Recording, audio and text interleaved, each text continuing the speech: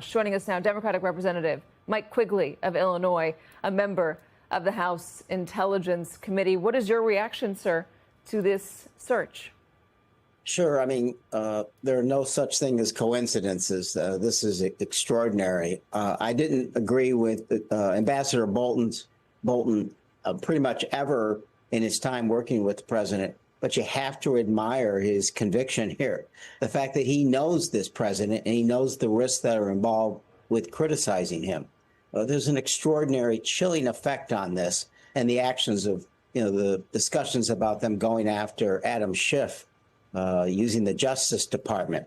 We need to remember that tyrants often get elected democratically, then use the tools of democracy to bring it down. We're looking at the left-hand side of your screen, and it appears that the FBI might be done searching Ambassador Bolton's home.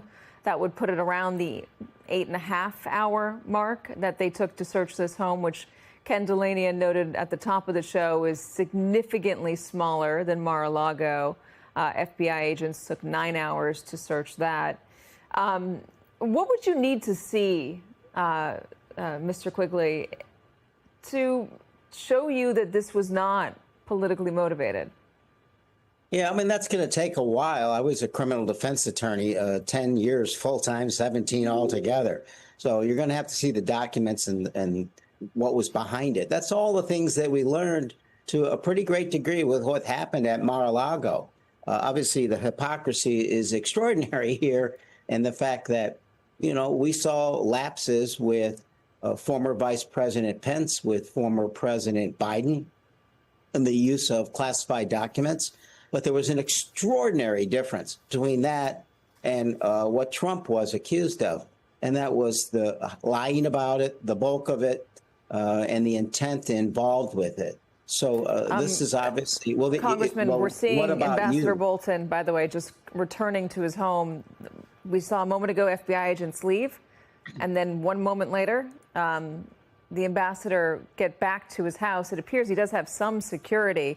I don't think that would be government security because the president revoked his Secret Service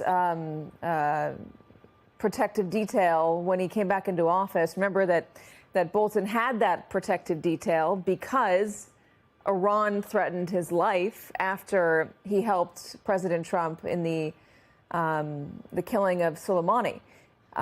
So that is another wrinkle in this. Donald Trump has done quite a lot to punish, you could argue, Ambassador Bolton for coming out and being critical of him over the past few years, especially since he was out of office. Again, I'm not sure who hired this security detail, but it does appear to be a security detail. And we will see if Ambassador Bolton ends up speaking about this search. So far, he has not. No one on his team has either.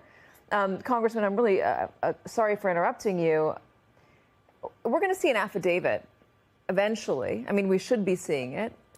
Is there something in there that would point you in the direction of this being legitimate? Again, it's a body of evidence. It's looking at these documents and who attested to them. I did the same analysis when we saw the Mar-a-Lago FBI raid, and a lot of that made sense. And the only reason the president wasn't charged is because he's the president. I've said all along, no one's above the law, and if Ambassador Bolton did something wrong, so be it. But this is the retribution tour the president's undertaken. It's one he warned, and his FBI director talked about it, wrote about it in his books. And it's scary to think that's where we are. It's part of a larger body. You talked about the president taking away security details. He's taken away their security clearance and their ability to help people. This is a president that cares very little about our national security when it comes to these things, as we witnessed with Tulsi Gabbard recently cutting ODNI by 50%. It is a political war with him with little regard for the policy involved. Congressman Quigley, thank you very much.